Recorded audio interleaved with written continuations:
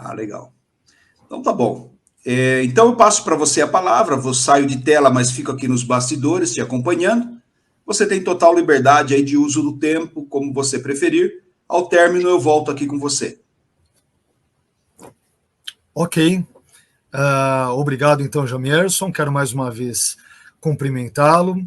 Boa noite, a graça e a paz do Senhor para o irmão, para todos os queridos professores, alunos do Seminário Batista Livre, para todas as pessoas que nos acompanham. Obrigado, Jamierson, pelo carinho, pelo convite.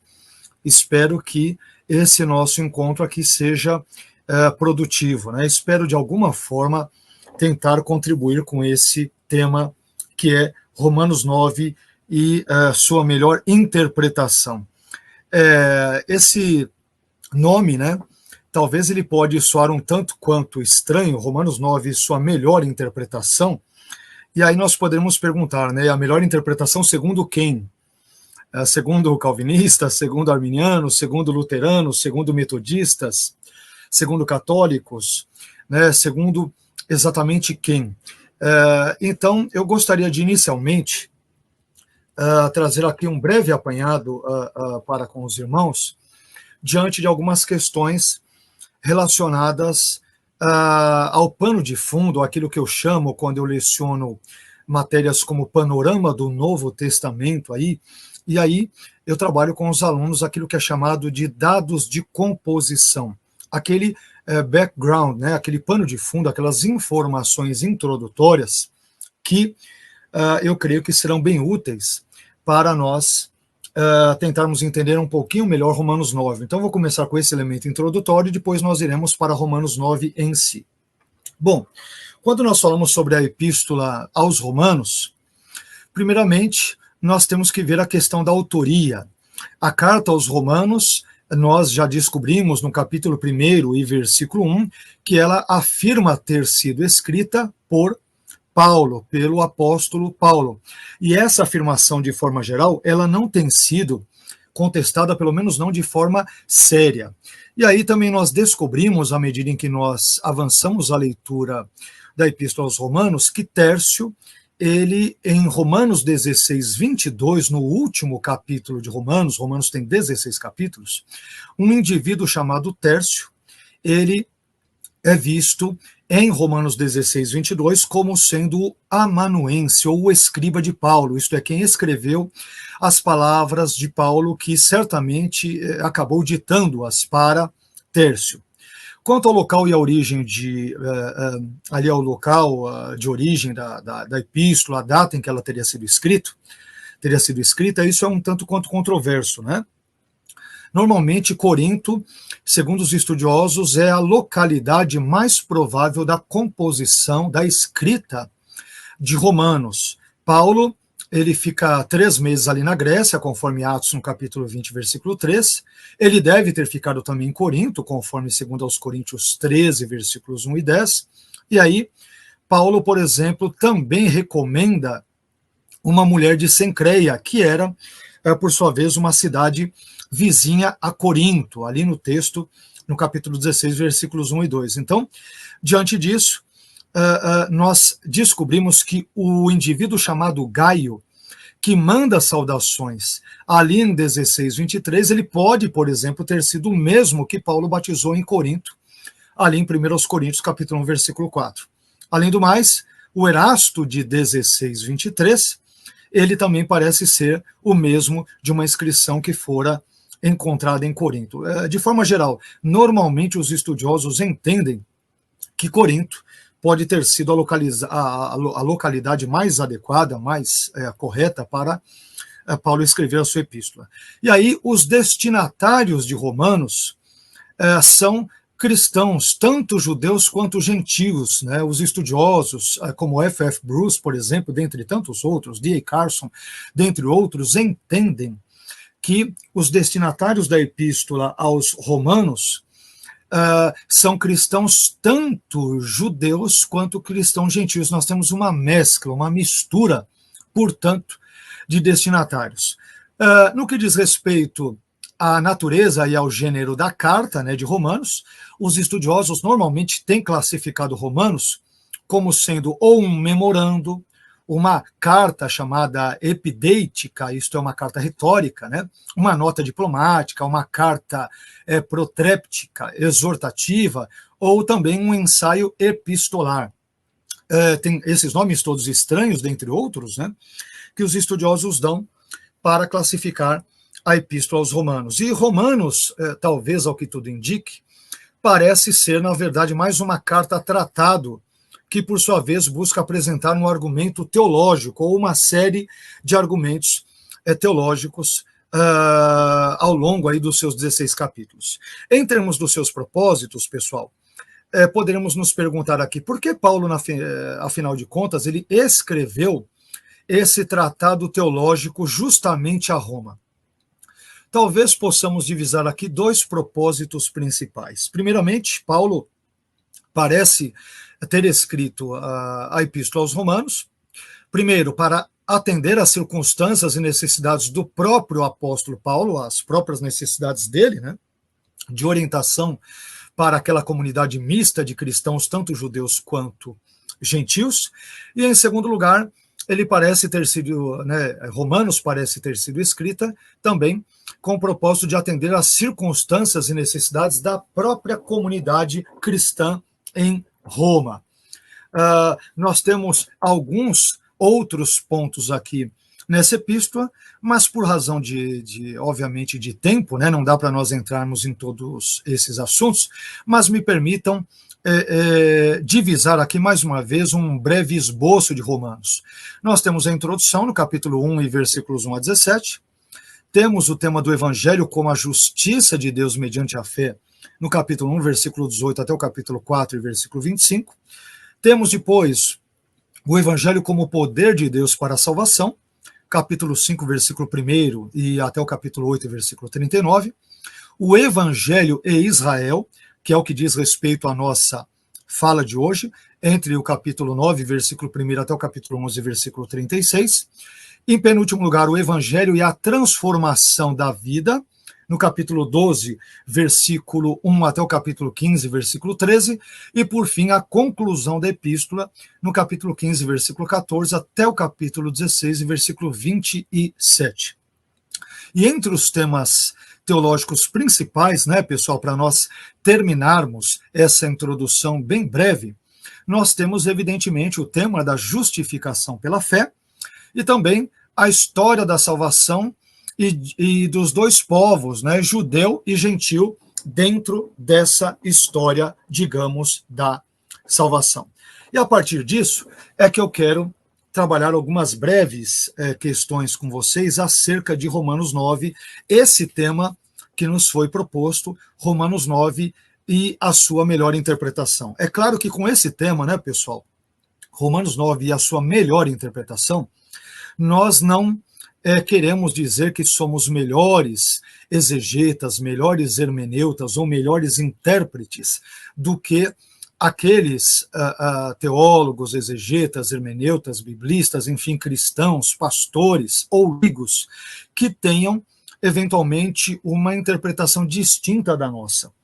Nós sabemos que quando nós caminhamos para o reino, por exemplo, da hermenêutica, da exegese, da interpretação bíblica de forma geral, é natural que tenhamos divergências interpretativas, divergências teológicas e diferenças estas resultantes, por exemplo, do nosso ou dos nossos pressupostos, do nosso conjunto de pressupostos que todos nós temos.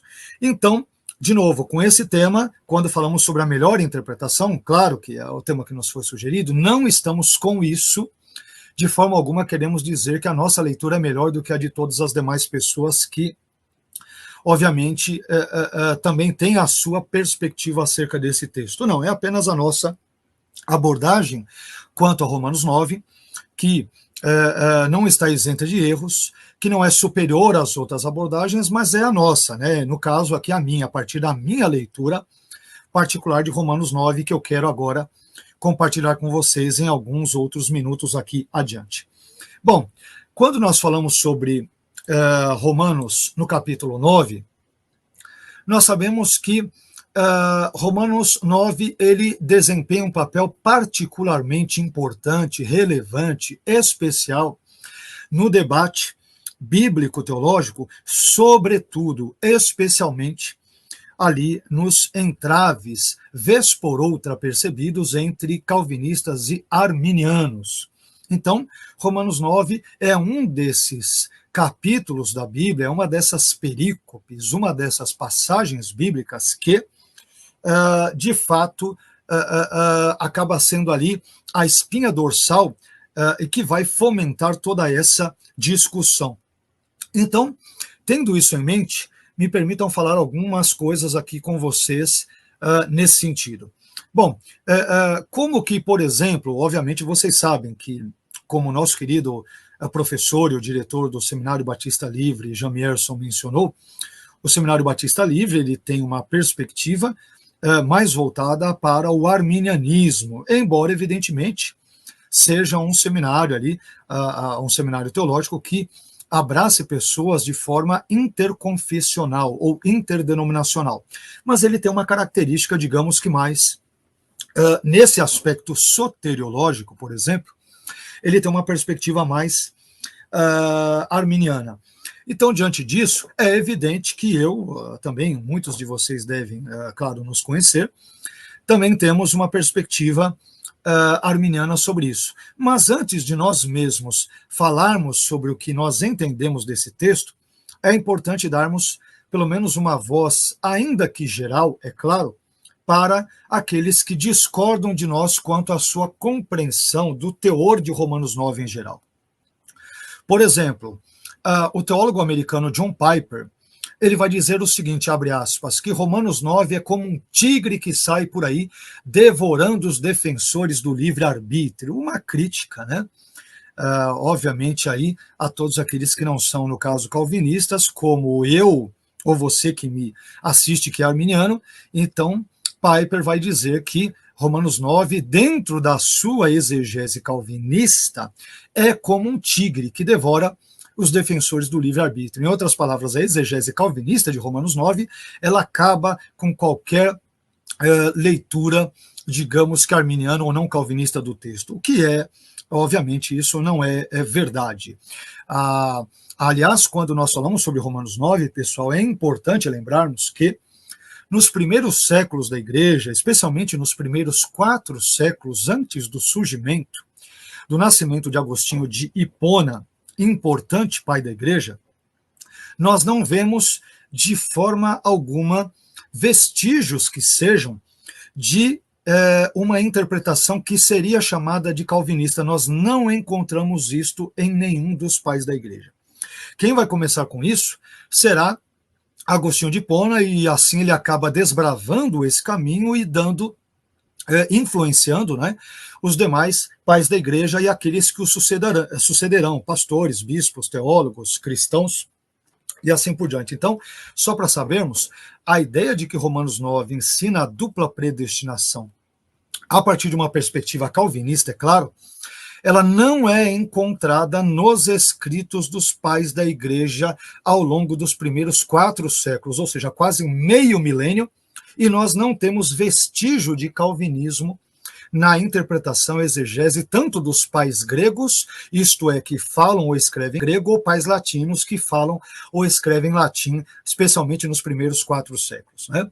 Então, detalhe, tanto os pais gregos quanto romanos, à exceção de um ou outro indivíduo, eles, em geral, eram defensores assíduos ali, fortes, digamos, do livre-arbítrio. Então, essa fala de Piper parece desconsiderar ou ignorar todo esse lastro interpretativo dos primeiros 4 séculos e mais alguma coisa da nossa era cristã. Bom, depois dele nós temos outro indivíduo, este já falecido, que é o R.C. Sproul, faleceu razoavelmente há pouco tempo. E Sproul, na sua leitura de Romanos 9, ele vai dizer o seguinte, que a passagem mais significativa do Novo Testamento, concernente à dupla predestinação, é encontrada em Romanos 9, segundo Sproul. Quando ele diz dupla predestinação, entenda-se nos moldes calvinistas, é claro, porque eu estou citando nesse início os nossos falas dos nossos irmãos calvinistas. Primeiro citei brevemente John Piper, citei agora em seguida R.C. Sproul, e quero terminar com outro indivíduo chamado MacGregor Wright. MacGregor Wright, na sua obra A Soberania Banida, onde, entre outras coisas, além de defender o calvinismo, ele visa ou intenciona ou pretende refutar a perspectiva arminiana, por exemplo, né? MacGregor Wright, ele vai dizer o seguinte, abre aspas, Romanos 9 parece ser um capítulo tão distintamente calvinista que a exegese arminiana, segundo Wright, tem passado por apuros quando confrontada com ele. Eu acho um tanto quanto presunçosa esta declaração do Wright. Evidentemente, não concordo com ela. Ele tem todo o direito de achar que Romanos 9 é um capítulo bíblico que tem ali ares calvinistas ou transparece uma teologia calvinista, mas evidentemente, como eu disse para vocês, se esse é o fato, então, nos primeiros 4 séculos, aí um pouco mais do que isso, ou seja, quase meio milênio, é interessante que nenhum dos pais da igreja, inclusive de fala grega, e conheciam muito bem o grego ali do Novo Testamento, nenhum deles viu nada semelhante àquilo que MacGregor, Wright, Piper, Sproul e os demais amigos, irmãos calvinistas viram durante os primeiros séculos. Então, é uma fala um tanto quanto presunçosa, muito pretensiosa essa de MacGregor Wright, e que, evidentemente, não se confirma na verdade. Mas continuemos aqui. Quando nós olhamos para Romanos 9, pessoal, na minha maneira de perceber esse capítulo, Romanos 9, ele não pode ser lido, não pode ser estudado de forma isolada, como se ele fosse uma espécie de uma passagem ali independente, autônoma, né, que caísse de paraquedas no meio da epístola. É evidente que não. Mas Romanos, no capítulo 9, ele deve ser entendido a partir do seu contexto mais amplo, que englobará os capítulos 10 e 11 também, ou seja, Romanos capítulos 9, 10 e 11. É claro que nessa nossa fala de hoje, nessa, digamos que, aula palestra de hoje, devido ao tempo também que nós temos para falar sobre isso, a escassez do tempo que temos, não dá para a gente avançar em outros assuntos. Por isso que eu me deterei aqui em alguns elementos, sobretudo presentes em Romanos 9. Também não vai dar para a gente abranger todos os detalhes de Romanos 9, é evidente, né? Romanos 9, tanto quanto qualquer outro capítulo da Bíblia, ele tem a sua riqueza, muitas vezes as suas complexidades linguísticas, culturais, as suas figuras de linguagem, elementos voltados ao gênero literário, peculiaridades linguísticas, né? Quer do Antigo Testamento, como no caso do Novo, no caso do grego koiné ou kiné de Romanos 9 e assim por diante. Então nós daremos apenas algumas breves, ou faremos algumas breves considerações nesse sentido. Bom, qual parece ser o tema central de Romanos no capítulo 9 a 11, já que eu citei que Romanos 9 deve ser visto num bloco, juntamente com os capítulos 10 e 11. Qual parece ser o tema central? Parece-me que o tema central de Romanos, capítulos 9 a 11, é a prioridade dos judeus e a inclusão dos gentios na salvação.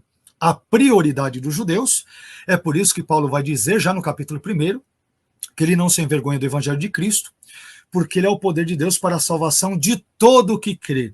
E aí ele diz, primeiro do judeu, há uma precedência, uma primazia quanto ao judeu, e depois do grego, isto é, todo aquele que não é judeu. Então, a prioridade dos judeus e a inclusão, a complementação dos gentios na salvação ou no plano da salvação, parece-me ser o tema geral. É óbvio que existem vários outros temas e subtemas, né? Mas, em geral, desses 3 importantes capítulos de Romanos, que são capítulos 9, 10 e 11. Bem, mas em termos de estrutura, como que nós poderemos dividir Romanos 9?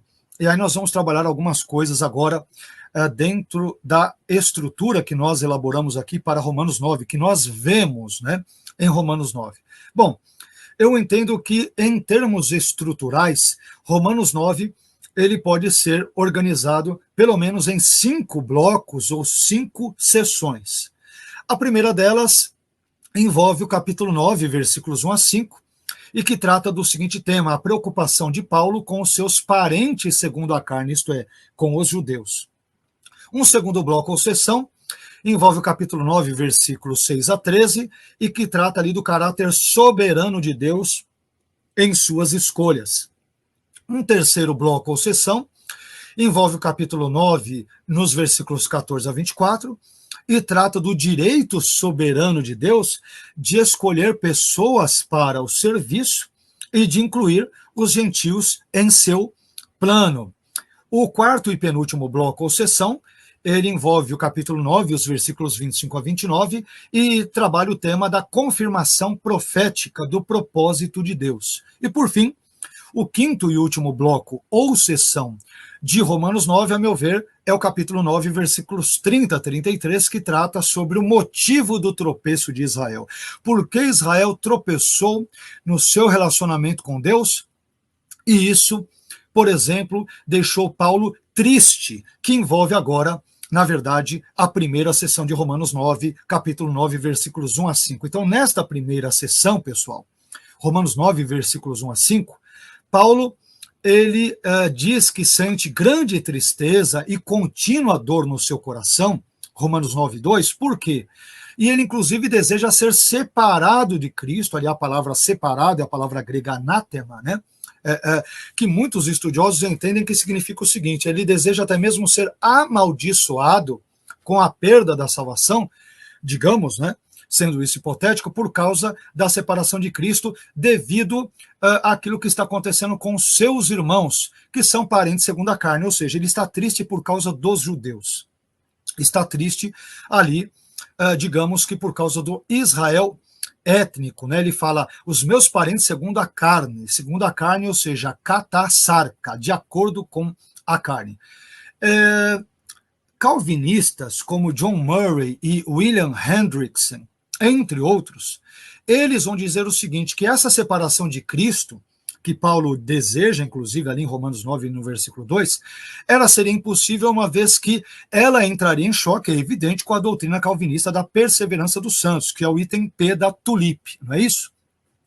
Todavia, meus queridos colegas aqui que nos assistem nessa aula palestra, vamos assim dizer, parece-me que talvez a resposta mais adequada para essa questão do porquê de Paulo, ele, por exemplo, lá, ele desejar ser separado de Cristo, se isso fosse possível e tal, todavia, obviamente isso não é, porque ele vai, pela graça de Deus, continuar a crer em Cristo e tal, mas parece-nos que a resposta mais adequada é que esta situação de Paulo ser separado de Cristo seria impossível, porque Paulo sabe, ele tem conhecimento de que ele mesmo, Paulo, como ser humano pecador que ele é, como todos nós somos, Paulo, obviamente, ele não poderia ser um substituto adequado, um substituto à altura, nem mesmo por outro pecador, e muito menos por ele mesmo ou pela nação de Israel. Ele não poderia morrer para salvar ninguém, somente Cristo poderia ter feito isso, na verdade, Cristo o fez. Né? Então, esse me parece ser o argumento de Paulo. E por que Paulo ele tem um sentimento de tristeza profundo por Israel? Eu diria que essa tristeza se dá justamente porque, apesar de todos os benefícios que Deus dera a Israel, 8 benefícios que Paulo alista, apesar disso, a maioria dos judeus, na sua época, na época de Paulo, ainda permanecia incrédula em relação à pessoa e obras de Cristo. É isso que o deixa a Paulo profundamente triste. Porque apesar de todas as suas benesses, e mais uma vez Paulo cita 8 delas, ou seja, por exemplo, a Israel pertence a adoção, e também a glória, as alianças, a lei, o culto, as promessas, deles são os patriarcas, e também deles descende o Cristo. Apesar disso tudo, a maioria dos judeus, na época de Paulo, ainda permanecia incrédula quanto à pessoa e obras de Cristo, e, portanto, estavam morrendo, estavam indo para o inferno, estavam perdidas, e é por isso que ele está triste. Então, a angústia de Paulo se deve ao fato de que o evangelho, que é o poder de Deus, como eu mencionei agora há pouco, citando Romanos 1,16, né? Então, a aflição de Paulo se dá pelo fato de que o evangelho, que é o poder de Deus para a salvação de todo aquele que crê, primeiro do judeu e depois do grego, ele está sendo desprezado pelo judeu, mas ao mesmo tempo está sendo abraçado pelo grego, ou seja, o próprio povo de Deus está rejeitando, o povo de Deus, entenda-se, né, os judeus nesse caso, estão rejeitando ali a oferta da salvação. A segunda sessão, pessoal, ela envolve o capítulo 9, versículos 6 a 13. E Paulo vai dizer nesse ínterim que nem todos os que estão incluídos num Israel mais amplo, mais abrangente, eles também estão incluídos ali no Israel mais seletivo, mais especial, mais diminuto. E aí, Paulo, nesse ponto, é importante porque ele corrige uma crença antiga e ainda em voga na sua época, e diga-se de passagem, uma crença equivocada, uma crença errônea, que era a seguinte: cria-se no judaísmo do primeiro século, no judaísmo da época do apóstolo Paulo, acreditava-se que os indivíduos judeus, pelo simples fato de serem descendentes ali de Abraão, eles já tinham assegurado a salvação eterna, né? Então, isso é interessante porque, inclusive, nós temos referências ao Talmud, um importante documento judaico que data ali entre segundo a quinto ou segundo ao sexto séculos depois de Cristo. O Talmud vai dizer que, por exemplo, Israel tem a vida eterna garantida, né? A segurança eterna, vamos assim dizer, garantida no mundo por vir. Além disso, nós temos outro documento chamado Midrash Rabbah, um Midrash Rabbah de Gênesis, capítulo 48, que ele vai dizer o seguinte: Rabi Levi, é o que diz esse documento, né? Midrash Rabbah de Gênesis 48. Ele vai dizer o seguinte: Rabi Levi disse, no futuro, Abraão ficará à entrada da Guiena. Guiena é um inferno, né? Guiena é uma palavra aramaica que depois passa para o grego, é um aramaísmo que é entendido como inferno e que aparece ali várias vezes no Novo Testamento. Na maioria das vezes, o inferno é citado por Jesus nos seus ensinos, né? Então, esse documento diz que Abraão ficará à entrada da Guiena e ele não permitirá aos circuncidados dos judeus, aqueles que têm a marca da aliança, que entrem ali. Isto é, Abraão não permitirá que os israelitas, que os judeus entrem na Guiena, ou seja, que eles vão para o inferno, pelo simples fato de serem judeus. Então, Paulo, ele corrige esse pensamento, por exemplo, nesse contexto de Romanos 9, versículos 6 a 13, que ora nós estamos mencionando.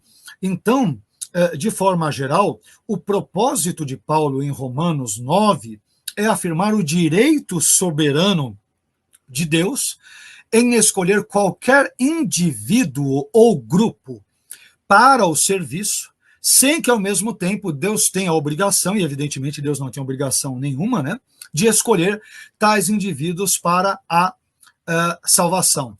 E aí, conforme nós vamos adiantando, nós vamos descobrindo algumas outras coisas importantes. Ora, alguém poderia pensar, poxa, por que Israel está rejeitando a palavra de Deus, não está crendo no Cristo, no Messias? Como que pode? Se isso acontece, então a palavra de Deus, a promessa de Deus que envolve a salvação de Israel, falhou, não é? Então, Paulo levanta essa pergunta, digamos que imaginária, porque Paulo vai dizer ali em Romanos 9, 6, parte A, e não pensemos que a palavra de Deus haja falhado. Ele está respondendo a um interlocutor imaginário. Ora, se os judeus não estão crendo em Jesus e, portanto, estão morrendo sem Cristo, indo para o inferno, a palavra de Deus não falhou? Deus não promete que ele abençoaria o seu povo e tudo e tal. Então, o que acontece? Então, Paulo, de forma veemente, dirá, não pensemos que a palavra de Deus haja falhado. Romanos 9, 6. E a prova, meus queridos, de que a palavra de Deus não falhou de fato, ela é resultante do contexto amplo que nós mencionamos no início, minutos atrás na nossa fala, no contexto mais amplo de Romanos, capítulos 9 a 11, de acordo com o qual o destino dos israelitas incrédulos, né, e também dos gentios, é claro, ainda não está definitivamente selado. porque ele pode sofrer alterações significativas de acordo com a resposta de fé ou de incredulidade dos indivíduos à mensagem do Evangelho. Então, esse ponto é importante. E aí tem uma fala aqui muito interessante de um estudioso chamado Werner Georg Kimmel, na sua obra Síntese Teológica do Novo Testamento, onde ele vai dizer o seguinte, citando agora Werner Georg Kimmel, abre aspas, Paulo diz de forma igualmente inequívoca que os judeus agora descrentes ainda podem vir a crer, conforme Romanos 10:1, 11:13 seguintes, 11:23 e tal. E que os pagãos que creram podem novamente perder essa fé, conforme Romanos 11, versículos 20 e 22. Consequentemente, raciocina Kimmel.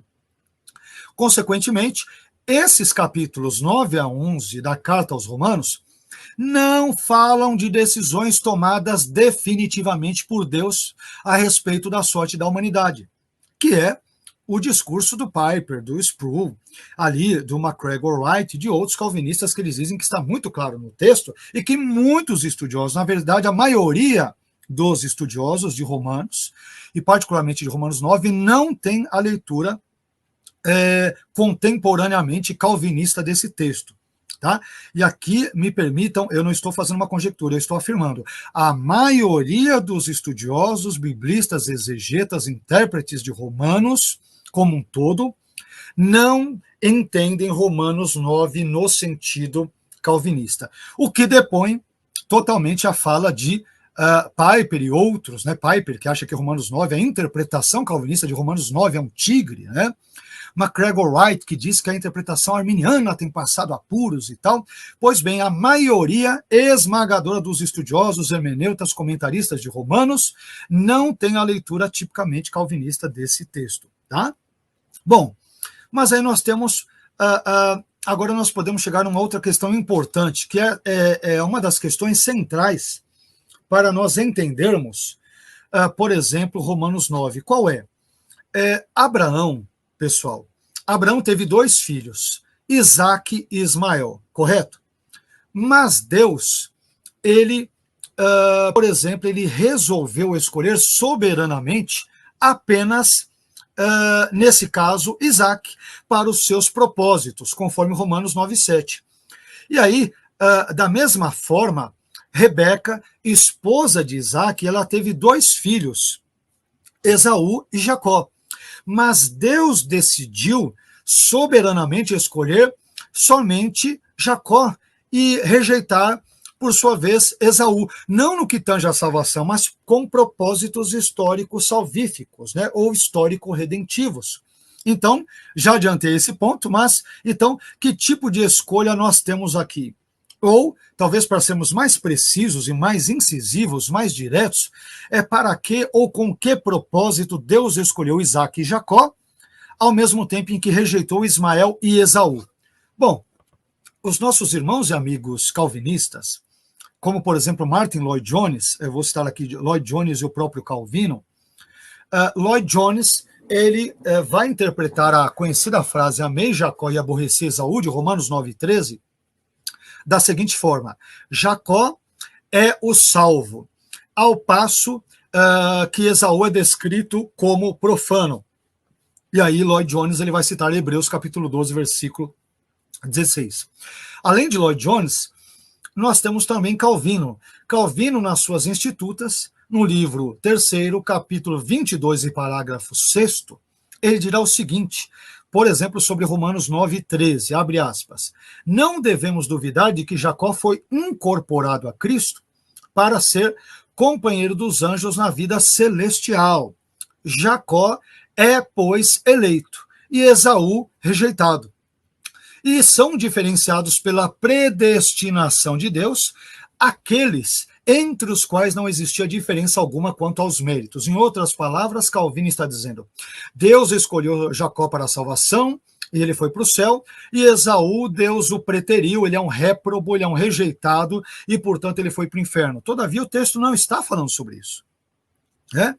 Então, o apóstolo Paulo aqui, ele está descrevendo a forma pela qual Deus tem usado alguns indivíduos, em vez de outros, na promoção do seu plano, né? De modo que os papéis históricos salvíficos ou histórico-redentivos é que estão em questão no texto de Romanos 9, por exemplo, e não os destinos eternos e uma dupla predestinação. Aliás, se vocês me permitem, se nós adotarmos o raciocínio tipicamente calvinista sobre essa questão, nós nos veremos em sérios e intransponíveis apuros, porque nós seremos obrigados a estender essa dedução, essa leitura tipicamente calvinista, também para os demais personagens mencionados ao longo do capítulo 9 de Romanos. Ou seja, se eu seguir a lógica do raciocínio calvinista, então vamos lá. Então, Isaac é o ser escolhido por Deus, porque Deus é o Deus de Abraão, Isaac e Jacó, correto? Então, Isaac é o ser escolhido por Deus, ele foi salvo. E Ismael, portanto, ele foi rejeitado. Da mesma forma, né, rejeitado, entenda-se, ele foi para o inferno. E da mesma forma, nós devemos dizer sobre Rebeca. Se Rebeca foi escolhida, ela é a salva, e Agar, ela é então a condenada. E por fim, Jacó também é o salvo, e Esaú o condenado. Mas não é isso que o texto está dizendo. Aliás, existe um autor chamado Richard Lenski, na sua obra The Interpretation of St. Paul's Epistle to the Romans, ou seja, a interpretação do apóstolo Paulo aos Romanos, Richard Lenski dirá o seguinte: as duas ilustrações de Paulo não têm nada a ver com uma eterna eleição ou predestinação de Isaac e de Jacó para a salvação, e com uma reprovação de Ismael e de Esaú para a condenação, aquilo que eu disse. E ele vai dizer: esta ideia antibíblica é inserida aqui e em outros lugares nas palavras de Paulo. Então, o Lenski está dizendo, quem vê uma dupla predestinação aqui, entenda-se, todos os nossos queridos irmãos calvinistas, se não todos, grande parte deles, nem todos os calvinistas, na verdade, vêm, né? Mas, em geral, eles vêm. Então, Lenski diz, essa é uma ideia, é uma exegese, é uma ideia pré-concebida que é imposta no texto, né? Não é dele derivada. Tanto é, como eu disse para vocês, que nos primeiros 4 séculos e pouco da história da igreja, séculos aí para chuchu, nenhum dos pais da igreja grega e latina tinha compreensão daquilo que seria posteriormente entendido como uma compreensão calvinista do texto, né? Então, essa é uma importante observação e uma constatação, tá, gente? Essa é uma informação importante e verídica. Bom, mas vamos lá. Então, quando nós analisamos esse texto todo aqui, que envolve Romanos capítulo 9, versículos 6 a 13, o caso em geral nesta sessão de Romanos 9, versículos 6 a 13, é este. Deus escolheu soberanamente, que seria através de Isaac, Rebeca e Jacó, e não por meio de Ismael, Agar e Esaú, que ele levaria adiante o seu plano prometido antes a Abraão, de por meio dele abençoar todas as famílias da terra, conforme Gênesis capítulo 12, versículos 1 a 3 em diante. Então, aliás, um próprio autor que tem uma perspectiva que é mais próxima do calvinismo, mas que todavia não concorda com a própria leitura calvinista desse texto, que é C.E.B. Cranfield. Cranfield vai dizer o seguinte, né, que nós não devemos encontrar na argumentação de Paulo nenhum tipo de sugestão de que por exemplo, Ismael, e obviamente isso se aponta também para Agar e Esaú, por não haverem sido escolhidos para desempenhar papéis específicos no plano histórico redentivo divino, eles tenham sido, por causa disso, excluídos desse abraço da misericórdia de Deus. Esse é o argumento, por exemplo, de Cranfield, né? E John Stott usará argumento semelhante. Lembrando que tanto Cranfield quanto Stott têm uma perspectiva mais inclinada para o calvinismo. E nenhum dos dois vê esta perspectiva, nesse caso calvinista, nesse texto, conforme acabei de dizer. Bom, mas então, o que nós podemos verificar em Romanos 9, mais uma vez? Qual é o teor geral de Romanos 9? Eu poderia dizer que em Romanos 9, nós podemos compreender 2 tipos de eleição ou escolha divina. De um lado, nós temos a eleição incondicional, individual e nacional para o serviço, e do outro, nós temos a eleição condicional, individual para a salvação. E aí, Claro que não vai dar para a gente trabalhar todos os itens que nós gostaríamos de trabalhar aqui, eu vou trabalhar mais algumas coisas, né? Mas nós temos aquele famoso texto que eu já mencionei agora, mas não dei ainda explicações complementares sobre ele. O texto de Romanos 9,13, onde é dito: amei Jacó e aborreci a Esaú. Então nós devemos definir quem são Esaú e Jacó nesse texto.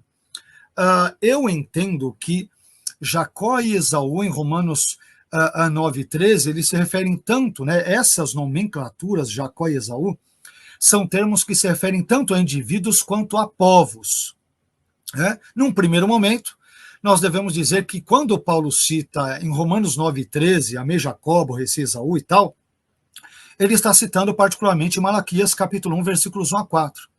E também há uma referência ali a Gênesis 25, versículos 22 a 23. E, portanto, Paulo, nesse momento, ele está descrevendo nações e não indivíduos.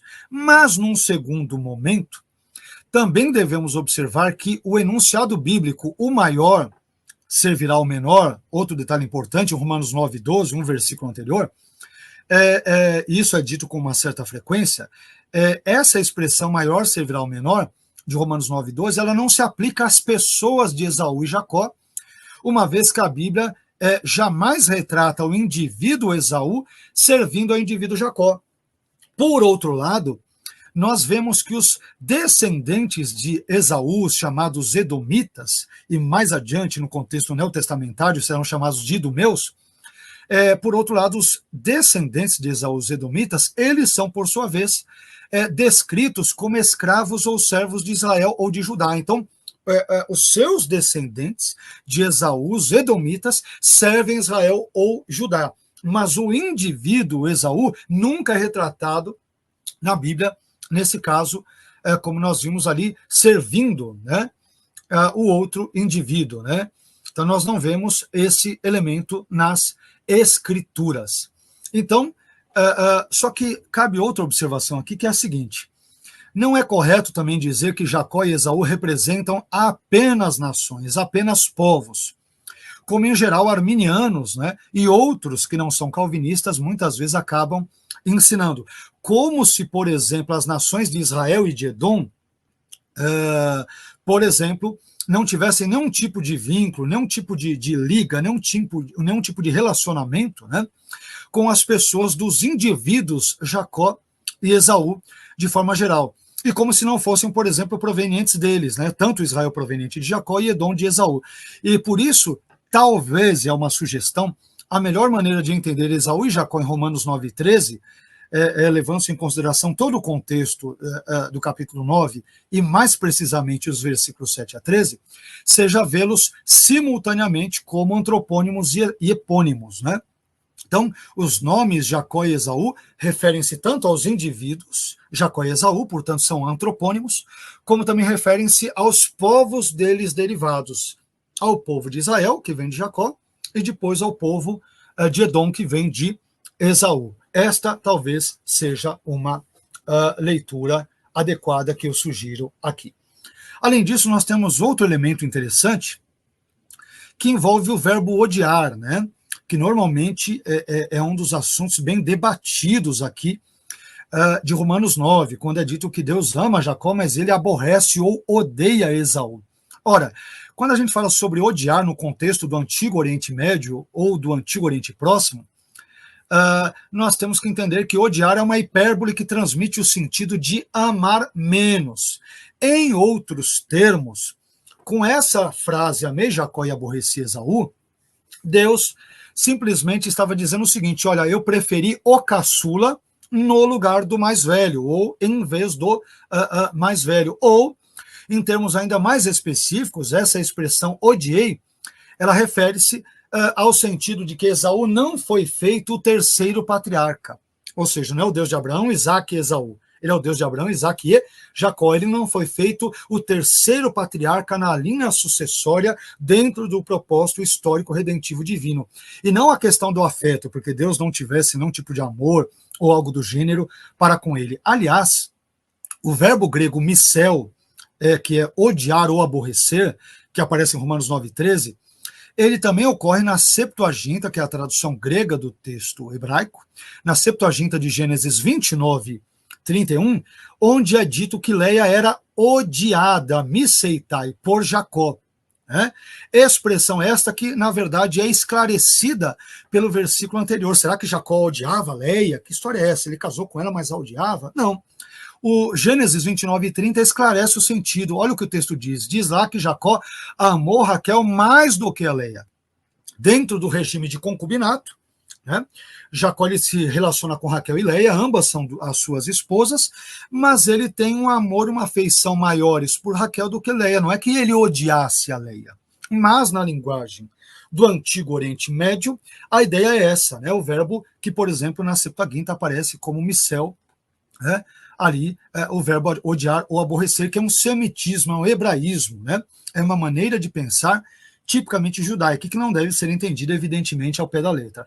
Tanto não deve ser entendida ao pé da letra, que no Novo Testamento Jesus irá declarar em Lucas 14, 26 o seguinte: se alguém vem a mim e não aborrece, missei, do verbo missel, é o mesmo verbo, Jesus diz, se alguém vem a mim e não aborrece ou não odeia a seu pai, e mãe, e mulher, e filhos, irmãos e irmãs, e ainda a sua própria vida, não pode ser meu discípulo. Obviamente, Jesus não está dizendo que nós devemos odiar os nossos familiares. Então, é a mesma lógica do contexto do Antigo Oriente Próximo ou Médio que nós mencionamos.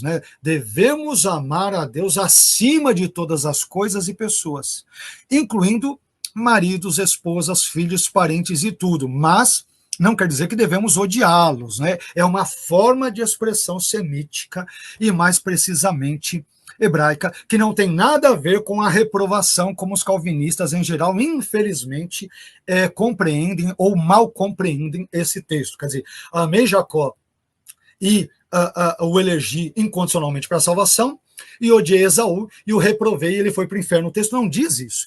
Deus quis que o seu propósito histórico redentivo se desse por meio de Jacó, e não por meio de Esaú. Por isso que o Deus da Bíblia é conhecido como Deus de Abraão, Isaque e Jacó, e não Deus de Abraão, Isaque e Esaú. É tão simples quanto isso, não tem nada de dupla predestinação nos moldes calvinistas. Bom, avançando um pouco mais, nós temos a terceira sessão, que envolve o capítulo 9, versículos 14 a 24. Capítulo 9, versículos 14 a 24. E aí, Paulo, nesse contexto, ele inicia a sua argumentação buscando responder a pergunta feita, mais uma vez, por um interlocutor imaginário, que teria perguntado o seguinte: que diremos, pois, a injustiça da parte de Deus? De modo nenhum. Que injustiça? Porque Deus escolhe Jacó, depois rejeita Esaú, dentro dos moldes que nós mencionamos, que não tem absolutamente nada a ver com dupla predestinação, sobretudo no contexto calvinista, E aí, os contestadores, esses contestadores imaginários, que dizem, Deus é injusto e tal, esses contestadores, eles não são os não eleitos ao redor do mundo, que, por exemplo, estariam acusando a Deus de ser injusto, ou imparcial, ou arbitrário, ao escolher incondicionalmente alguns para a salvação e ignorar outros, destinando-os à perdição, como alguns calvinistas sugerem. Não tem nada a ver com isso. O contestador, ele é um judeu, que pelo fato de pertencer ao Israel étnico e estar mais do que ciente de que Deus escolheu Israel para o seu serviço histórico redentivo, esse judeu acha que tal escolha deveria conferir a Israel automaticamente a salvação. Lembram por quê? Que nós mencionamos agora há pouco na outra sessão? Uma das crenças comuns dos judeus, que aparece no Talmud, que aparece em escritos rabínicos, e que aparece, inclusive, acredita por muitos e muitos judeus, inclusive hoje, no século XXI, é que o simples fato de um sujeito pertencer ao judaísmo já lhe confere um lugar na eternidade junto a Deus. Então o sujeito está automaticamente salvo só porque ele é judeu, seja em termos étnicos, seja porque ele é um prosélito que se converteu ao judaísmo. Então, Paulo, ele critica essa ideia. Então, Paulo, ele afirma que Deus não é injusto por exemplo, ao escolher soberanamente as pessoas que quiser para o seu plano histórico redentivo, Deus de Abraão, Isaac, Jacó e tal, né? Israel, sem que para isso ele tenha que necessariamente salvá-las. Ele não é obrigado a salvá-las porque as escolheu para desempenhar um determinado propósito histórico redentivo. Então, esta é a ideia.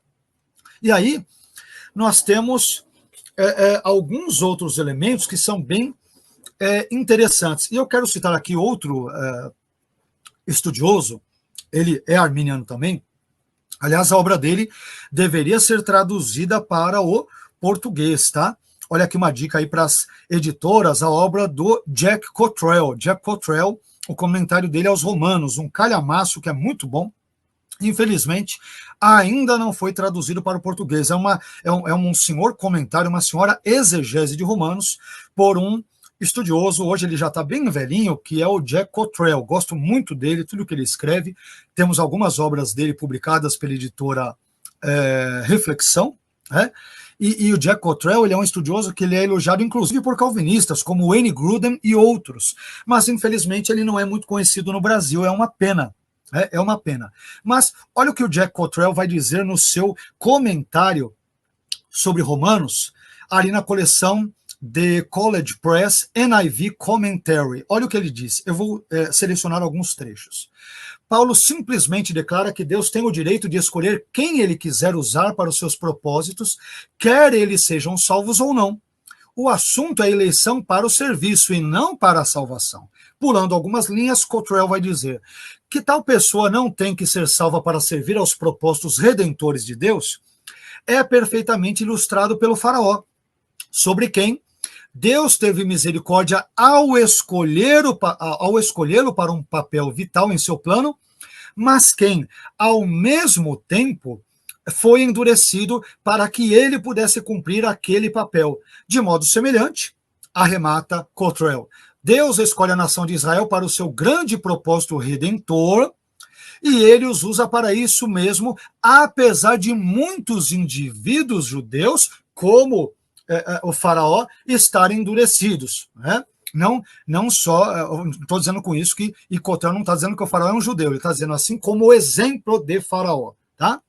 Então, olha lá, à medida em que a gente avança o texto, nós vamos chegar em Romanos 9,15, daqui a pouco eu vou ter que pular, senão aqui vai longe, né? A gente vai longe aqui nessa análise de Romanos 9, mas quando a gente vai em Romanos 9,15, nós temos aquela expressão que também é muito mal interpretada, e eu digo aqui com todo respeito e carinho para com os irmãos e amigos queridos calvinistas, mas a expressão terei misericórdia de quem me aprouver ter misericórdia, né?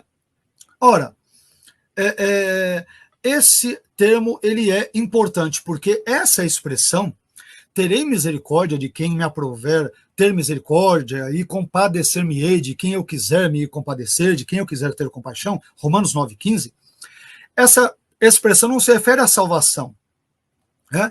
E nesse sentido, o calvinista Sproul, ele erra ao entender que essas palavras dizem respeito à ideia de que Deus reserva, por exemplo, para si mesmo o direito soberano e absoluto de dar graça salvadora a alguns e reter essa graça a outros. Não é disso que o texto está dizendo, né? Então, ora, se os eleitos eles são incondicionalmente eleitos, por exemplo, né, como ensina Calvino e tal, nesse caso haveria injustiça e, portanto, esse pensamento ele acarretaria sérios problemas à reputação de Deus, né? Então, Deus, podendo salvar a todos e desejando salvar a todos, conforme João 3,16, conforme Atos 17,30 e tal, né? 1 Timóteo 2,4-6, 2 Pedro 3,9 e tal, ele escolheria misteriosa e arbitrariamente salvar apenas alguns. Mas vamos lá. Quando Deus diz isso, né, que ele se compadece de quem ele quiser, ele tem misericórdia de quem quiser, não está dizendo eu escolho alguns e os salvo e os outros não escolho e eles vão para o inferno, não. Lembram-se que um dos argumentos centrais de Romanos 9-11 qual é? Envolve o plano salvador de Deus, primeiramente para os judeus e depois para os gregos, ou seja, os judeus têm primazia na salvação e depois dele vem os gregos. Então, esse é o argumento de Paulo aqui, quando ele cita Deus falando que eu tenho misericórdia de quem quero e tenho compaixão de quem quero. O sentido é, eu, Deus, como Deus soberano, criador de todas as coisas, tenho todo o direito de ter um plano não apenas com os judeus, por meio desse propósito e dessa linhagem histórico-redentiva por meio de Abraão, Isaac e Jacó e os seus descendentes, a sua prole, como tenho o direito inalienável e soberano de incluir os gentios no propósito salvífico, ou seja, a salvação também pertence aos gentios, e não apenas aos judeus. E a partir disso, Deus cumpre o propósito dele, que fora vaticinado a Abraão, quando Deus lhe diz que por meio dele serão benditas todas as nações, todos os povos da terra, isto é, tanto judeus quanto gentios. É isso. E não o sentido calvinista, não. Eu tenho misericórdia de quem quero, eu escolho meia dúzia para ir para o céu, e não quero ter misericórdia ou compaixão de outra meia dúzia, eles vão para o inferno. Não é disso que Paulo está falando. Isso seria o cúmulo da arbitrariedade. Então, terei misericórdia de quem quero, compaixão de quem quiser. Paulo está dizendo, o raciocínio de Deus é, se eu, Deus, quero ter um plano, né, de salvar não apenas judeus, mas de incluir os gentios, eu quero ter misericórdia de judeus e de gentios, e compaixão de judeus e de gentios, quem é homem para reclamar? Eu não sou obrigado, Deus está dizendo, a ter um plano apenas com os judeus. Eu posso incluir, e estou incluindo, os gentios, os não-judeus também no meu propósito salvífico. É isso que o texto está falando. E não de dupla predestinação no contexto, digamos, calvinista. Tá? Bom, existem várias outras coisas, pessoal, e eu estou pulando algumas coisas aqui por causa do tempo, tá? Eu estou pulando algumas coisas aqui, que pelo que eu percebi está dando mais ou menos 1 hora da nossa fala. Eu vou tentar ir um pouquinho mais adiante, mas eu vou tentar pular algumas coisas em razão aí do tempo. Eu não sei, eu estou um pouco preocupado com o tempo, mas vamos um pouquinho mais aqui, tá? Quando nós vamos para o versículo 16, Romanos 9,16, é dito ali que também não depende de quem quer ou de quem corre, né? Então, quanto a essa frase, assim, pois não depende de quem quer ou de quem corre, mas de usar Deus a sua misericórdia e tal, Romanos 9,16, essa palavra não está indicando que Paulo está criando aqui uma doutrina da eleição incondicional individual. Essas palavras indicam que Paulo está estabelecendo, ele está falando sobre a liberdade de Deus em derramar a sua misericórdia além dos limites da identidade étnica judaica, incluindo, portanto, os gentios no seu plano, que tem a ver com o restante da argumentação de Romanos. Capítulo 9, versículos 23 a 24, não tem nada a ver com a ideia, né, calvinista, não depende de quem quer ou de quem corre, porque Deus escolhe salvar estes, os outros não tem nada a ver com isso. O argumento de Paulo simplesmente é esse: Deus tem a sua liberdade, não é isso? De estender a sua misericórdia e graças salvíficas além dos limites fronteiriços de Israel, abrangendo e alcançando também, portanto, os gentios. E essa explicação que eu estou dando se coaduna e se encaixa perfeitamente com o contexto imediato da passagem. É só ler os versículos 23 e 24, onde os gentios são citados ali, né? Para não achar que eu estou descontextualizando ou forçando a barra, é só ler o contexto, está totalmente amarrado com todo o argumento de Paulo de Romanos 9. Bom, então, Deus, ele elegeu pessoas para o seu serviço, não somente entre os judeus, mas também entre os gentios. E a prova disso reside no fato de que Paulo, na sequência do seu pensamento em Romanos 9, ele vai citar um gentio, Faraó, em Romanos, no capítulo 9, versículos 17 a 18. E aqui, esse texto também é bem interessante. Quando nós citamos Romanos 9, versículos 17 e 18, Faraó, que é citado ali, grande parte dos calvinistas, em geral, vê Faraó como um exemplo dos réprobos, né? Como normalmente um calvinista, não todos, mas frequentemente um calvinista, ele vê Romanos 9 como uma cartilha da dupla predestinação, e o vê de forma muito equivocada, ele já entende, olha, então Moisés, no texto de Romanos 9, ele é um exemplo do eleito incondicionalmente, e Faraó é um exemplo do réprobo, aquele que vai morrer, morreu e foi para o inferno. Não é nada disso que o texto está dizendo. Aliás, me permitam mais uma vez citar um trecho aqui do Jack Cottrell, onde ele vai dizer o seguinte, abre aspas, eu vou citar apenas uns trechos de novo, né? Uma abordagem muito comum a esse texto, envolvendo Romanos 9, 17 e 18, uma abordagem muito comum a esse texto é tomar o faraó como um exemplo de reprovação. Né? Calvinistas fazem isso sempre. Ou seja, condenação ao inferno. Em contraste com Moisés, que é um exemplo de eleição para a salvação. Em geral, calvinistas cometem esse erro.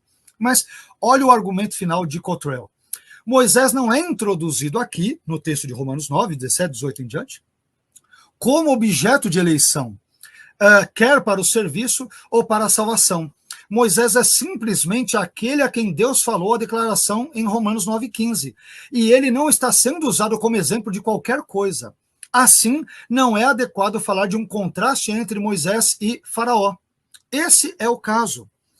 E além disso, cabe-nos observar sobre o Faraó que ele foi um duplo recipiente da ação divina.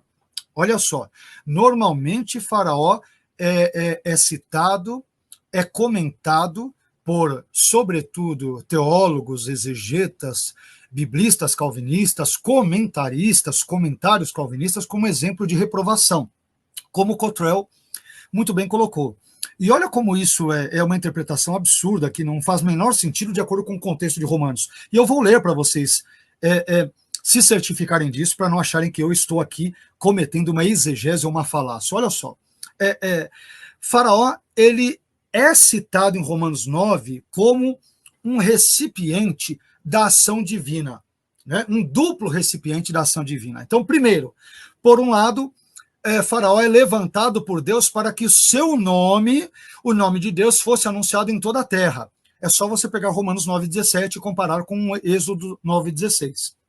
E segundo, Faraó foi endurecido por causa da sua incredulidade antecedente. Né? E o texto, quando é citado aqui o seu endurecimento, tanto em Romanos 9 quanto nas várias ocorrências ao longo do livro de Êxodo, em nenhum momento nós vemos uma referência à danação eterna ou à condenação eterna. Envolve sim um juízo, mas um juízo temporal, e o coração de Faraó só é endurecido porque ele mesmo antecedentemente mostrou-se teimoso quanto à ordem divina de deixar o povo de Israel sair do Egito. Então, olha aqui um elemento interessante. E isso é tão interessante que até, curiosamente, calvinistas como R.C. Sproul concordam com isso. Olha que coisa curiosa, né? Aleluia, né? Até que, enfim, uma interpretação lúcida nesse contexto. Olha só. Então, R.C. Sproul, quando ele comenta sobre o divino endurecimento do coração de Faraó, olha o que ele declara, abre aspas, isso está na sua obra Estudos Bíblicos Expositivos em Romanos. Olha o que um calvinista, Sproul, fala sobre esse endurecimento do coração por Deus de Faraó. Abre aspas. Deus, endureceu o coração de um homem que já estava endurecido. Ou seja, o endurecimento começa com o próprio Faraó e Deus, portanto, depois ele simplesmente entrega Faraó a si mesmo, a sua teimosia e tudo. É como diz Romanos no capítulo 1, né? Que Deus entrega o homem ali, o homem ímpio, as suas paixões, as suas concupiscências, a sua adoração ali idolátrica e assim por diante. Agora, o que significa o endurecimento do coração? Né? Segundo um autor chamado Joseph Fitzmyer, no seu comentário de Romanos, ali do Anchor Bible, né, um comentário muito conhecido e usado internacionalmente, ele é muito usado, e o Fitzmyer é um senhor exegeta, ele vai dizer o seguinte, explicando o endurecimento do coração, ele diz o seguinte, o endurecimento do coração por Deus é uma forma protológica de expressar a divina reação à persistente obstinação humana contra ele. O Sproul parece que segue essa perspectiva, e é o que eu também entendo. Então, o que é o endurecimento do coração? Ele é a divina reação à persistente obstinação ali humana contra ele. Então, o sujeito teimosamente, de forma recalcitrante, sempre diz não a Deus, a sua obra, ao seu amor, ao seu evangelho, à sua ordem. Então Deus chega e entrega o indivíduo a este sentimento, este misto de sentimento, de sensações e tudo. Então é isso que é o endurecimento do coração. Agora, percebam que a primeira vez que o endurecimento do coração de Faraó é citado em Êxodo, não é Deus que o endurece. Deus prevê que o Faraó, de si mesmo e por si mesmo, endurecerá o seu próprio coração. E aí sim, a partir de Êxodo capítulo 4, é que Deus começa a entregar Faraó aos seus próprios desejos. Vamos provar isso nas Escrituras? Vamos lá. Vejam bem aqui o que diz o texto de Êxodo capítulo 3, versículos 18 e 19. Tem muitos estudiosos, incluindo calvinistas, que quando eles vão citar o endurecimento do coração de Faraó, eles pulam direto para o capítulo 4. Não sei por que cargas d'água, eles pulam o capítulo 3, que antecede o capítulo 4. Né? Então, eu já vi vários estudiosos, li vários estudiosos comentando sobre o endurecimento do coração, eles vão direto para o capítulo 4, quando é dito que Deus endurece o coração de Faraó. Curiosamente, nenhum deles lê, pelo menos vários deles não leem, não citam, convenientemente, o capítulo antecedente, que eu vou citar agora e vou colocar em perspectiva para vocês entenderem o sentido do texto. Então vamos lá.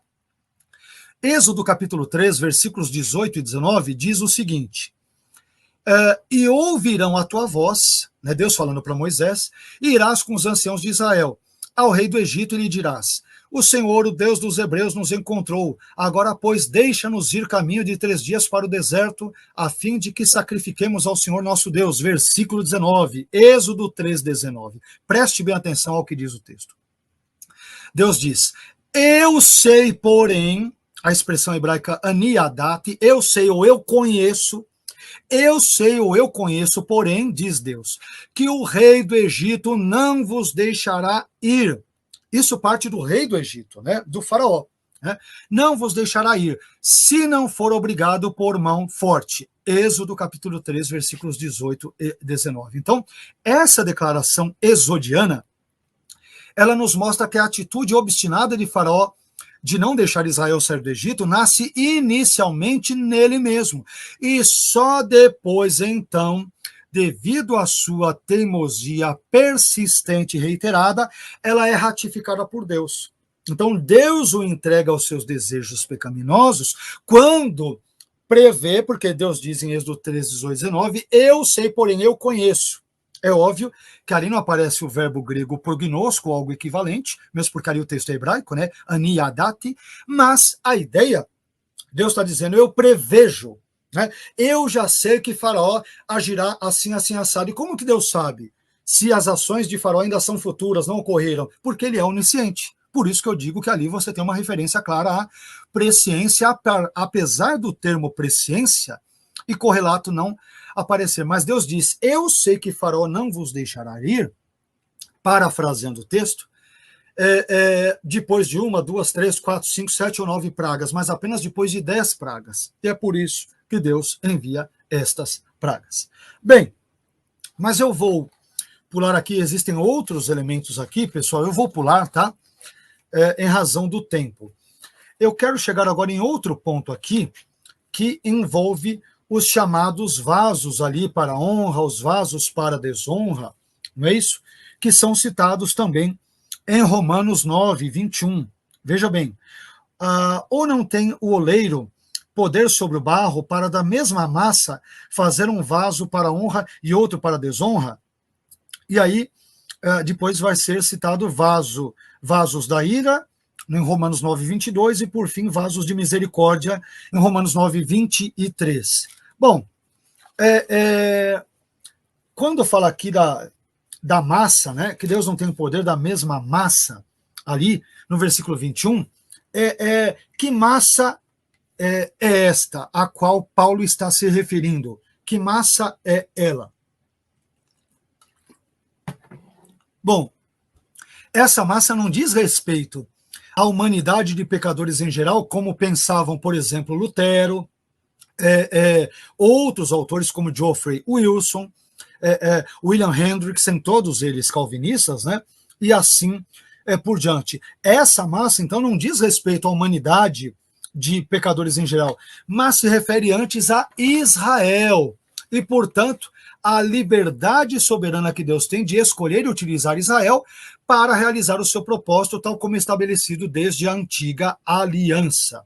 Então, desse modo, a expressão a mesma massa se refere aqui não à massa dos indivíduos humanos de forma geral, mas à totalidade de Israel, do qual Deus fez os dois grupos derivados, o Israel físico e o Israel espiritual, que são citados ali no contexto de Romanos 9. Não é isso? Que nós lemos ali em Romanos 9:6. Nem todos os que são de Israel são israelitas. Essa é a questão. Mas voltemos aos vasos para honra e para desonra e tal. Bom, James Dunn, na sua obra, no seu comentário à Epístola de Romanos, nos capítulos 9 a 16 da série Word Biblical Commentary, ele vai dizer o seguinte, que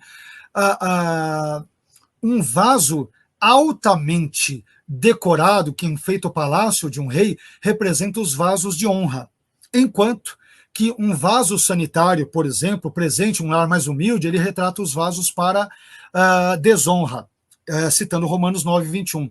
E a conclusão a que Dan chega, portanto, é a de que o sentido mais natural da metáfora, vasos para honra e vasos para desonra, é de vasos empregados para diferentes usos dentro da história, sem que isto envolva necessariamente a salvação. Como a gente vê com Faraó, Romanos 9:17, acabei de explicar, e também 1 Timóteo 2:20, que fala sobre diversos vasos e a sua posição mais ou menos honrada. E em nenhum momento o texto cita salvação. Tá? Então, na minha maneira de perceber, a escolha divina de alguns vasos para honra e outros para desonra parece referir-se à eleição incondicional individual e nacional para serviço, como exemplificada, por exemplo, em Romanos 9, versículos 17 e 18, que nós citamos agora. Entretanto, esses vasos para honra e para desonra também podem fazer alusão, respectivamente, ao Israel tanto fiel, temente a Deus, quanto ao Israel infiel, e, portanto, apóstata, aquele que virou as costas ali na perícope de Romanos 9 para Cristo, e que não crê em Cristo, motivo da tristeza de Paulo em Romanos 9, versículos 1 a 5, na primeira seção ou bloco do texto. Agora, quem são os vasos de ira? Eu escrevi um extenso artigo sobre isso e o deixei disponibilizado na internet, depois vocês podem lê-lo, sobre o sentido do verbo grego katertismena, ali de Romanos 9, né? 9, indo ali no contexto, por exemplo, do versículo 22, vasos de ira preparados para a perdição. Então, quem são esses vasos de ira? Esses vasos de ira, pessoal, entendo eu, não são os réprobos, né? Aquelas pessoas reprovadas que Deus resolveu misteriosamente e irreversivelmente destinar à condenação, como Calvino postulou, ou outros calvinistas em geral postulam. Esses vasos de ira, eles são os indivíduos judeus que, devido à sua permanência na incredulidade, conforme Romanos 9, versículos 31 a 33, Romanos 10, versículos 1 a 4, e Romanos 11, 30 a 31, respeitando o bloco dos capítulos 9, 10 e 11, são esses judeus que prepararam a si mesmos para a perdição.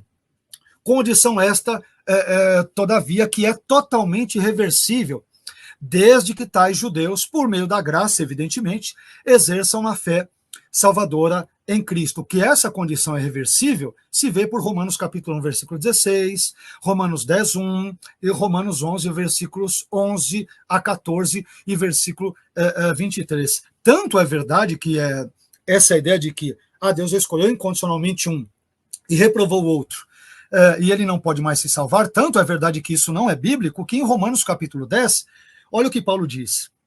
Irmãos, ele está se referindo ali aos judeus, é a continuidade do raciocínio de Romanos 9, né? Lembrando que a Bíblia originalmente não tem capítulos e versículos, estes são invenções da Idade Média, do final da Idade Média, né? Bom, então, Romanos 10, Paulo diz, irmãos, o bom desejo do meu coração né, falando com os cristãos ali, os romanos, mas ele vai se referir a Israel. Irmãos, o bom desejo do meu coração e a oração a Deus por Israel é para a sua salvação, né? Então eu poderia perguntar, Paulo, por que você ora para a salvação de Israel se Deus já escolheu alguns incondicionalmente para a salvação e outros ele já reprovou para a perdição? É óbvio que Paulo não tem uma mentalidade calvinista, é evidente. Graças a Deus, você não vê nem cheiro de calvinismo na fala dele, e ele ora então por Israel para que estes se convertam. Por quê? Porque o destino deles não está incondicionalmente traçado como os nossos amigos, irmãos em Cristo calvinistas, infelizmente, frequentemente, normalmente dizem, né? Então esse é o pensamento aqui que nós temos. E aí nós temos o verbo grego katertismena, que dá um problemaço para a interpretação, que ele pode ser entendido ou na voz, nesse caso aqui na voz passiva, né? E no caso da voz passiva, o verbo grego katertismena, preparados, nesse caso o sujeito, os vasos de ira, no caso, né?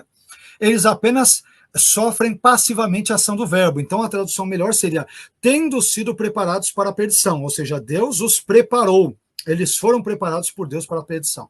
E no caso da voz média, que é aquela em que normalmente os arminianos defendem, o sujeito, os vasos de ira, ele realiza uma ação que de algum modo reflete sobre ele mesmo. Então uma melhor tradução seria tendo preparado a si mesmos para a destruição, ou seja, é um indivíduo ímpio que por permanecer na impiedade e na incredulidade, se ele não se arrepender desse estado de coisas e morrer nessa condição, evidentemente aí sim ele estará irremediavelmente perdido. Mas se ele se converter, ele irá então se transformar num vaso de misericórdia.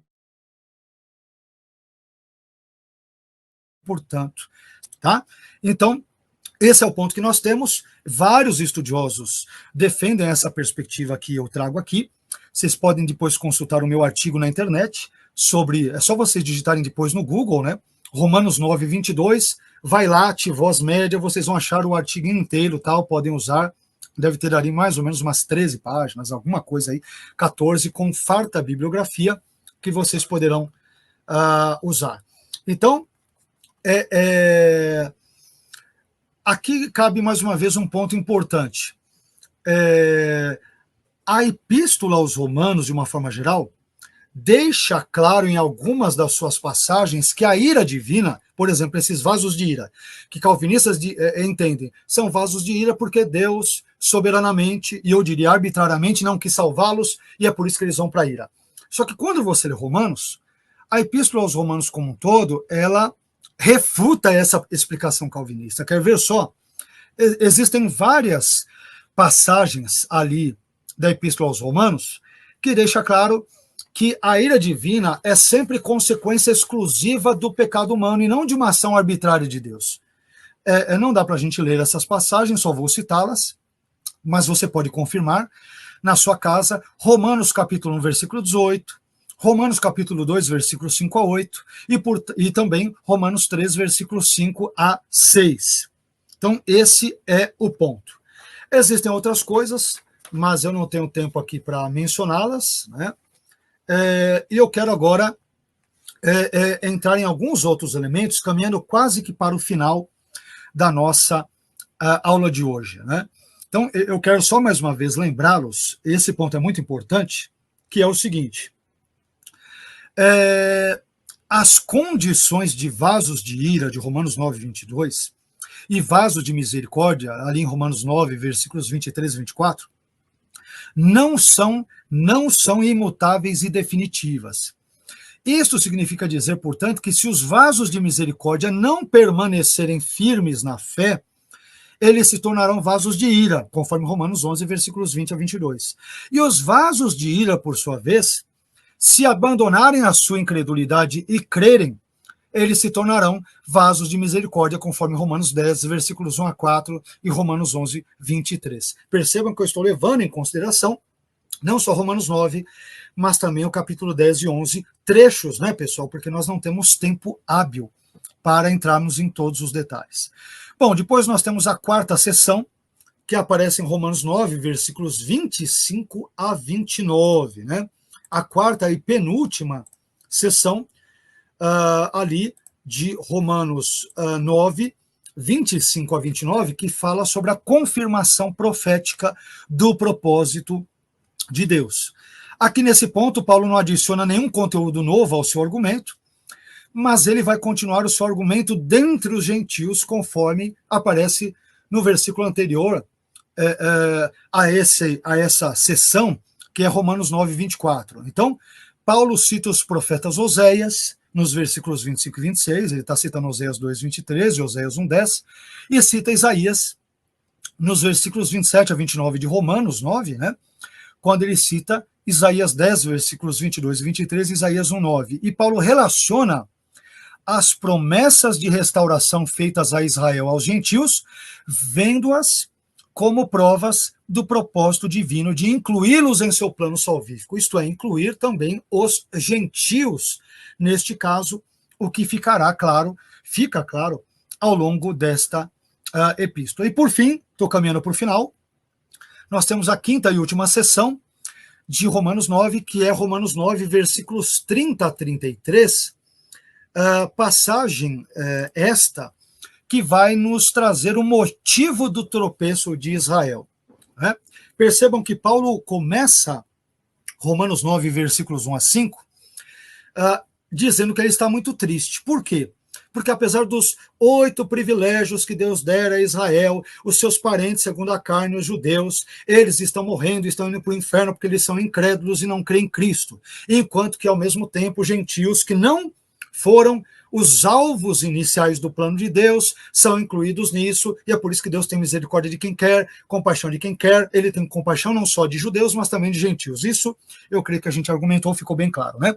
Então, agora, no final do capítulo 9, Paulo vai buscar responder por que Israel tropeçou. Né? Por que Israel é incrédulo? Paulo está triste, né? Israel não crê ali em Cristo como seu Senhor e Salvador, então eles tropeçaram na linguagem de Isaías e também na linguagem que Paulo emprega, ecoando Isaías e outros profetas. Então, por que Israel tropeçou? A resposta para o tropeço de Israel, no seu relacionamento com Deus, pessoal, aparece nos versículos 30 a 33. Né? Então, os judeus tropeçaram porque buscaram ser justificados pelas obras da lei, né? Enquanto que os gentios eles foram justificados pela fé. Isso está nos versículos 30 a 32, parte A, de Romanos 9. Então, os judeus eles tropeçaram na pedra de tropeço, que é uma referência a Deus, conforme Isaías 8, versículos 13 a 14, 28 e 16, e no Novo Testamento é uma referência a Cristo, 1 Pedro 2, versículos 4 a 8. Eles tropeçaram na pedra de tropeço, que é Cristo, ao não crer em Cristo, ou seja, isso se lhes tornou em laço, em um problema. Né? Todavia, ainda há esperança para Israel. Tanto há esperança que Paulo ora por eles em Romanos 10:1, e temos outras referências ao longo do capítulo 11 que mostra, né, o texto de Romanos 11 nos mostra que ainda há esperança para o Israel incrédulo. Você pode confirmar isso em Romanos 11, versículos 1 a 5, versículos 11 a 14 e versículos 23 a 28, ok? Então, caminhando para o final, e aqui eu quero trazer uma última consideração. Como eu disse ao longo dessa exposição, de 1 hora e pouco, né? De um lado, Romanos 9 ensina a eleição incondicional, individual e nacional para o serviço, envolvendo alguns indivíduos, como Faraó, por exemplo, e nacional, porque ele escolhe Israel para servi-lo, sem que Israel necessariamente seja salvo. Para ser salvo, eles têm que se arrepender e crer em Cristo. Por isso que Paulo está triste no início do capítulo. E, da mesma forma, descobrimos também que o Romanos 9 ensina a eleição condicional, individual para a eleição. As pessoas são eleitas para a salvação com base na fé em Cristo. A condição sine qua non para a salvação, conforme Romanos 9, sobretudo agora, no finalzinho do texto, né, versículos 30 a 33, é a fé em Cristo. Ok? Bom, eu termino aqui então a minha fala. Chamo o querido Jamierson, que deve estar aí também a postos, né? Não sei se eu corri demais ou menos, me perdoe por não abordar todos os elementos, porque tem muita coisa, eu tive que dar uma pinçada aqui para não ir longe, mas eu espero ter contribuído minimamente aí para abençoar os irmãos com 0,01%, se alguma coisinha pôde ser acrescentada, eu espero que Deus seja glorificado por meio disso e que, obviamente, tenhamos sido edificados também para a glória dele. Obrigado a todos